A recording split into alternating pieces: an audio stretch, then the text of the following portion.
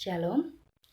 Di sini saya akan memaparkan firman Tuhan yang diambil dari kitab Roma 13 ayat 1 sampai 7. Saya akan membacakan firman ini. Kepatuhan kepada pemerintah.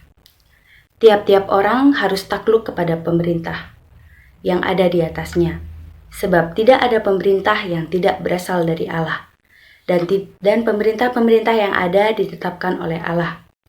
Sebab itu, barang siapa melawan pemerintah, ia melawan ketetapan Allah, dan siapa yang melakukannya akan mendatangkan hukuman atas dirinya. Sebab jika seorang berbuat baik, ia tidak usah takut kepada pemerintah, hanya jika ia berbuat jahat. Maukah kamu hidup tanpa takut terhadap pemerintahan? Perbuatlah apa yang baik dan kamu akan beroleh pujian daripadanya. Karena pemerintah adalah hamba Allah untuk kebaikanmu.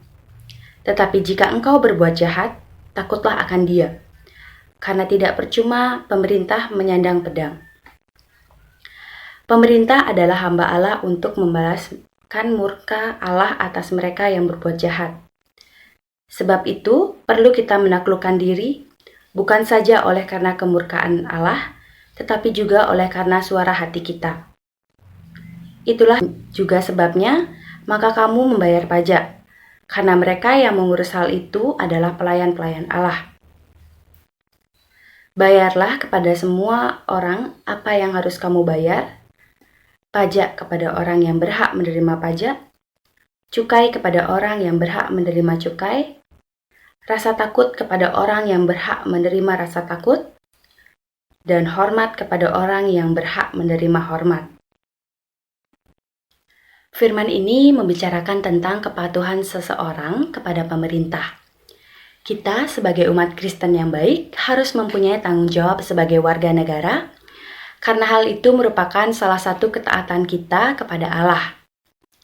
Gereja harus mendidik warga gereja agar mereka menjadi sadar akan hak, tanggung jawab, dan kewajiban sebagai warga negara.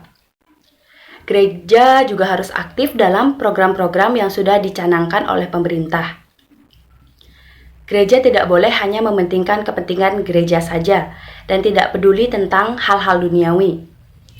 Karena setiap pemerintahan yang ada itu merupakan hal yang sudah ditetapkan oleh Allah. Baik, sekian pemaparan saya. Tuhan Yesus memberkati.